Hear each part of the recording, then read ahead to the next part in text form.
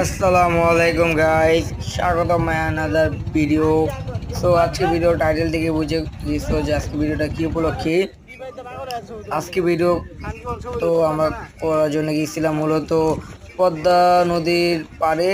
তো ওইখানে যে একটা ট্রলার আছে ওইটার মধ্যে আর কি ট্রলার নাকি কি একটু জাহাজের মানে একটু কি টাইপের জায়গা আমি বলতে পারতেছি না।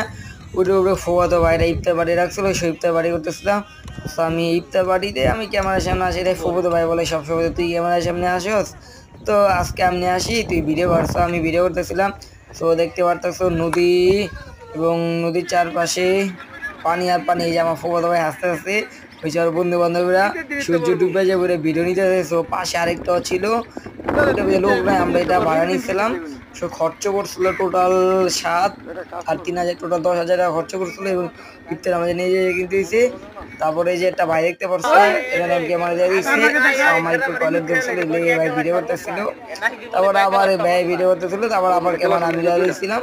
তারপর আবার আমি ভিডিও করতেছি। তো এখন হয়তো আজানের সময় হয়ে গেছে, কি জানি করতেছে।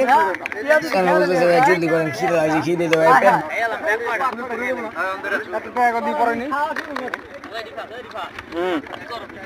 ভিডিও করি কম দামি আইফোন না প্লেট রাখ ঘাস করে খেলে।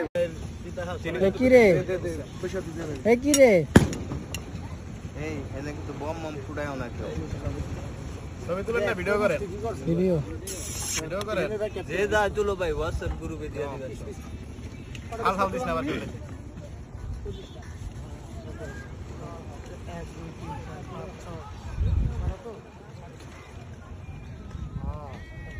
পাইছে তো একটা সোনা বুঝে নাই, একটা পাইছে তো একটা সোনা, এটা দিয়ে তো খালি লাড়বা চার মারছি করো করো এই লোকে পাঁচটা করব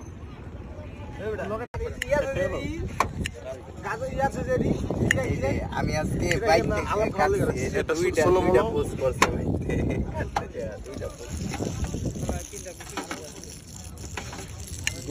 ভিডিও ব্যাটটা বুঝেন নাই সব মিলে ভিডিও ব্যাটটা